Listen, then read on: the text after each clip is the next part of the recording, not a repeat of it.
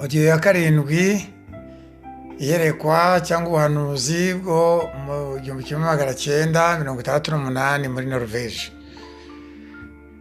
Muri odiyo ya karindwi tugaruke kuri ririya jambo ry'umusozo uyu mukecuru weretswe ubuhanuzi yavuze ati Yesu azarinda abe iby'iyo ntambara mbi kandi azabarokora.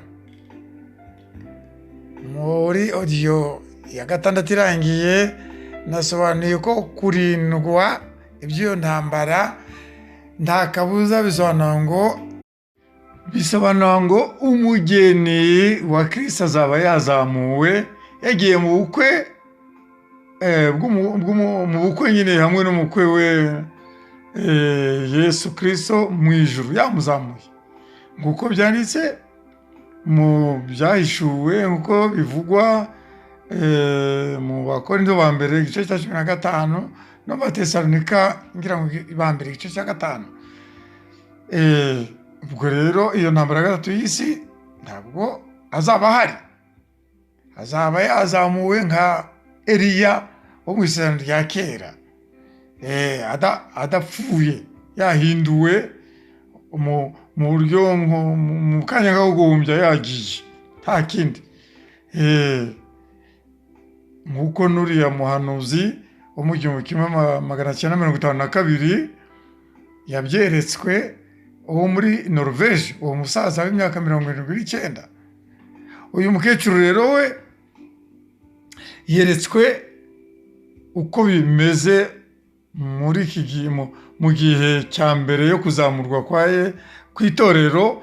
Umuco uzaba umeze mu bihugu bizaba bimeze nabi no kuvuga ngo iminezero y'umubiri y'isi, mbese kudabagira, kutita ku bya Yesu, ku by'Imana mu bihugu byinshi cyane ibyitwa ko ari ibya gikristo bikize cyane byitwa by'abakapitalisite.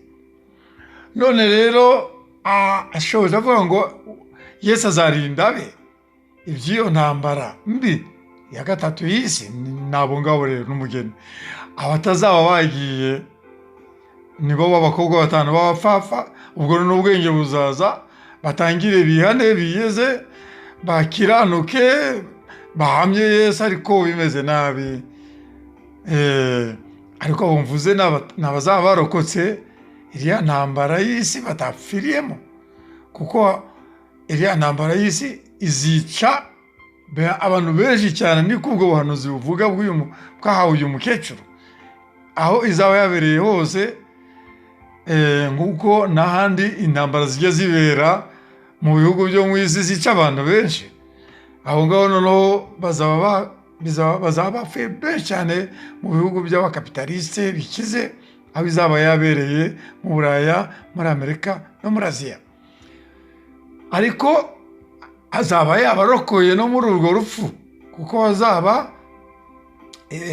bakiranutse bihannye kubera ko bagize ikimwaro n'umubabaro wo gusigwa, ishavu n'agahinda, kandi batangiye no gutotezwa. Intambara ya gatatu y'isi kabiraje ikabahitana. Ubwo rero azaba bagize amahirwe nanone ya kabiri. Aya mbere azaba yabacitse, ariko amahirwe ya kabiri ubanza nawe uzemera ko amucika ayo mahirwe ya kabiri. Noneho inyuma yaho mumenye ngo ubuzima uyu mukecuru yeretswe ko buzakomeza. No mu byahishuwe ijambo ry'Imana ryerekana ko ubuzima buzakomeza iyo ntambara ya gatatu y'isi yarangiye. Ni ukuvuga ngo abantu bazakomeza babeho neza, bamwe neza abandi nabi, ariko abandi bapfe, bamwe bapfe badapfiriye muri Yesu.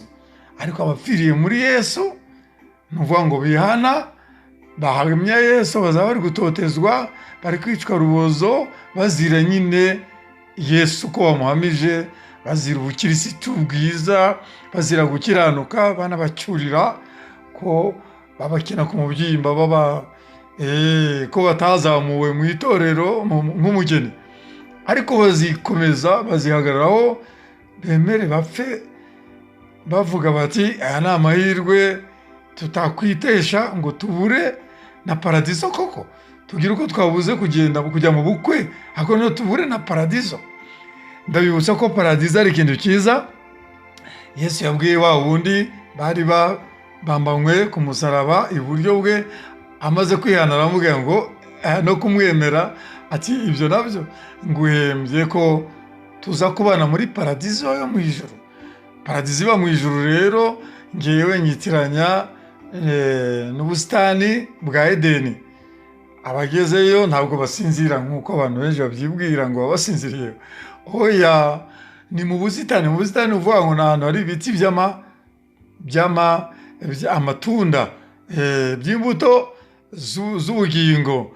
Ni igiti cy'ubugingo rero bararya izo mbuto kandi bagira ubuzima iyo ngiyo nyine muri paradizo, kandi bakanywa no ku mazi y'ubugingo kuko haba hari umugezi w'ubugingo uvugwa mu byahishuwe. Nuko rero iri yerekwa n'ubuhanuzi ngenda bukunze cyane. Icyubahiro kibi cya Yesu. Amen.